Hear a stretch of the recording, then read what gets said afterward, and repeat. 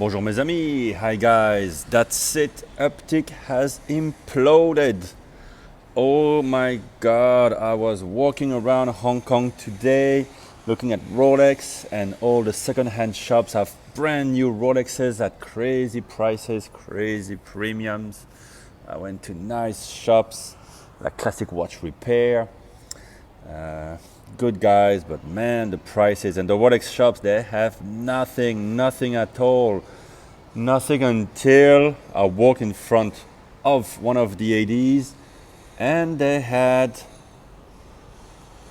yep, a Rolex Explorer 1. And I never meant to buy this watch. And I gotta tell you, as Archibald Chesterfield III would say, I gotta tell you, I have drunk the Rolex Kool-Aid. Why did I just buy this watch? Brand new, full retail, a watch I don't even need, doesn't even have a date. I love dates. But look at it. It's gorgeous. It's got gold around the indices. It's a 39mm that wears like almost a 41 because of that big dial. Even though it's black, imagine if it was white, it would wear even bigger. And I will do videos to compare it to my Omega Seamaster Cotera, for example, which is 38.5mm and really looks 38.5mm. But here, because of the oyster case and the type of lugs, it does look it's just perfect for my wrist actually, which is 17 centimeters or 16 3/4 inches, I believe. And wow, this is the classic oyster case. Really, it's more like a Datejust in a sporty version, isn't it? And I didn't know what to do because, to be honest, these watches, you can find them still at the ADs in Belgium. That's where I'm from, and I'm going there actually next week. You can find them. You can find these. You can find the Explorer 2s and the Air Kings. But here in Hong Kong, zilch, nada, zero. You can hardly ever find these. So I was all surprised to see once I went in and they sit me down, give me some tea, blah, blah, blah, and start giving the whole bullshit. They don't know anything about the watches they sell, really, these guys. I mean, don't go ask them about the power reserve, water resistance. They're just there to sell watches to rich mainland Chinese mostly. I'm small fry. So I tried it on. Obviously, it wears great. It's a beautiful watch. You've seen tons of reviews of this watch, haven't you? I don't really need to tell you much about it. It's the Explorer's watch. It's got the oyster clasp with the Easylink, which actually is not as long as I thought, and it's really nice. My wrist usually swells in the morning or in the summer. So, and when you open it, it doesn't flap about. It's just gonna fall down further on the wrist. Let's say here, where I usually don't wear it. I wear it there, as you can see from my white mark here. Yeah, so I was like, what do I do? It's a ton of money, honestly. And I was just about to prepare another review for a watch that I just bought, which is the best value for money. And I'm gonna give you a few hints. It's a very revered, fully integrated chronograph movement with the day, the date, the month, and a moon phase. All that for almost half the price of this watch. I kid you not. And this one here, it's got no complication at all. And yet, I drank the Kool-Aid, the Rolex Kool-Aid. Is it better than my Explorer 2 polar dial from 15 years ago? I don't know, I guess not. It doesn't have as many features, but it's different. It's classic. And it's not going to lose value, not too much. It's not one of the models in high demand, let's face it, come on. A lot of guys on their channels, they buy it because they can afford it, let's be honest. and it's very comfortable, very light, it's very nice. But at the same time, it's not the one in most big demand. People want stuff with bezels, divers, and GMT watches. While I was getting ready to buy this, I was trying to leverage on it. If I buy this, would you call me if you have a Sea Dweller? That's really the watch that I want from Rolex. And they're like, we don't really get them, blah, blah, blah. They get them. They might have one behind, but unless you buy a watch 2 or 3 times more expensive than this one with gold, something very garish, and that nobody wants, they're not going to give it to you. I don't believe in any wait list or anything. I think it's just the way it goes at Rolex. But even to find an Explorer 1 in Hong Kong, it's impossible. It's only second-hand shops that have it. They don't make a big margin on it. It's not like it's a huge demand, but still it's hard to find. So I thought, I have a couple of friends looking for their first nice watch. Could be something great for them. I'm not at all dissing this watch. I just bought it. I mean, it's the most expensive watch I've ever bought. Don't get me wrong. What I mean is that I have enough watches. I don't need this one, but 2 things. I wanted to experience the Explorer because so many guys have said that it's the perfect watch, and it's true. The legibility is amazing. It's a 39mm that wears bigger, so for my wrist it's ideal. The look is so cool, the 369 is so classic.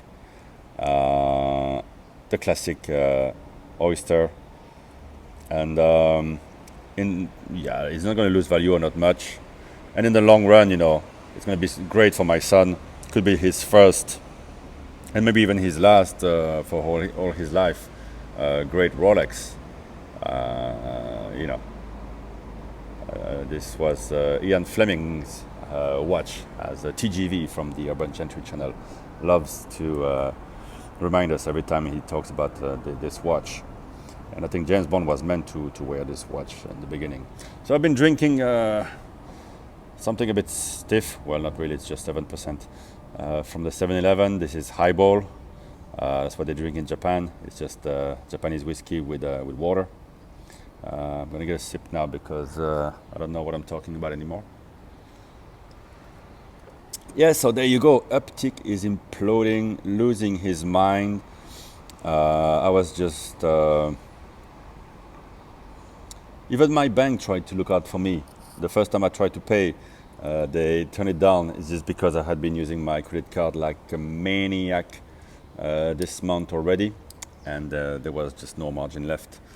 But I could quickly get rid of the debt with my telephone, and so I managed to clear the payment. So I've got the full set, the full thing. Still some tiny, here you can see some stickers left. I had it sized for me. She asked me if I wanted to have it sized. So I could have left it just really unmolested totally, which probably would be better if I was going to sell it. But, I want to experience the watch. What the hell, you only live once. Everybody says it's a great watch. And I got to say, when I first had it on the wrist, I was like, yeah, it's nice, but it's just not, there's not that much to it, right? But I think that's the point of the watch, is that it's just simple, elegant, sporty, do-it-all watch. Absolutely all-purpose. You can wear it anytime, all the time. That's the whole point of the Explorer 1. And the current version, the size is just fantastic. The old ones were a bit too small, but this is, for my wrist, I mean, we're a bit too close here, but if you see it in person, it's just ideal. I can try to move a bit further. My wrist, sorry, I'm shaking the whole thing. There you go. Yeah. So tell me what you think. I got another review coming for a really cool watch. If you have guessed what it is, put it in the comment. It won't be long until you see it, and that is really a cool, super complicated watch. And this is the opposite. This is simplicity. and that's what makes its strength. And yeah, it's a ton of money, but for Rolex Sports, it's not. It's the entry model after the Air King, I suppose. Which Air King is really this watch with a bunch of numbers added to just ruin it completely. It's a quirky look.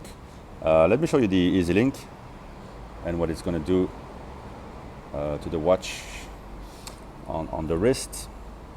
So I have it nice and tight, you know, I can just about slip a finger, and now I can really get it through. But you see, it still doesn't flap about. It's still not bad, but it can slide a bit more towards the hand, let's say. So some people would even wear it like that. See, just a bit of give, which is really great for me. I often feel a bit tight. Although I never really feel tight with my Explorer. And so let's put the Easylink back in. So I'm not really used to doing it all that much. There you go, it clicked in. Just gotta push it in. And there you go. Now it's nice and tight, not too tight. I have a bit of relief. So actually it's ideal. I can use it like this, and I can use it with the Easylink open when I get a bit fatter or when it's a bit too hot. Right, so yeah, Rolex Explorer 1. I guess I'll make a few videos about it, unless one of my friends decide to buy it right away. It's a bonus time for them, not for me this year. I'm changing jobs, so it's really a bad year to be spending stupid cash like this. But as I said, you only live once. You know, this is not wasted cash. You buy something great that keeps its value. It's not like you're buying.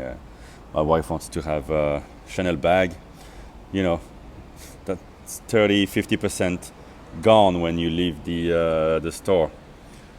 This I can just sell it back tomorrow for pretty much the same price, maybe even a premium. Not so much on the Explorer. You know, let's be a bit reasonable and honest here.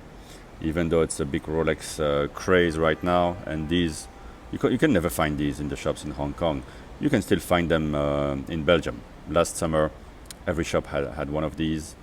They had the Air King, the Explorer 2. I really like the Explorer 2 black dial right now. I think it's a great, really cool watch. Different look than the Submariner.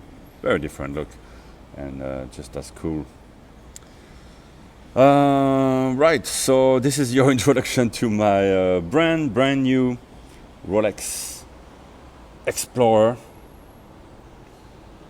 And I'm going to check if it keeps good time, and I will compare it with other watches and let you know what I think about it in the coming videos. Alright guys, thanks for watching. Like and subscribe if you care to, and I'll speak to you soon. Bye bye. Cheers.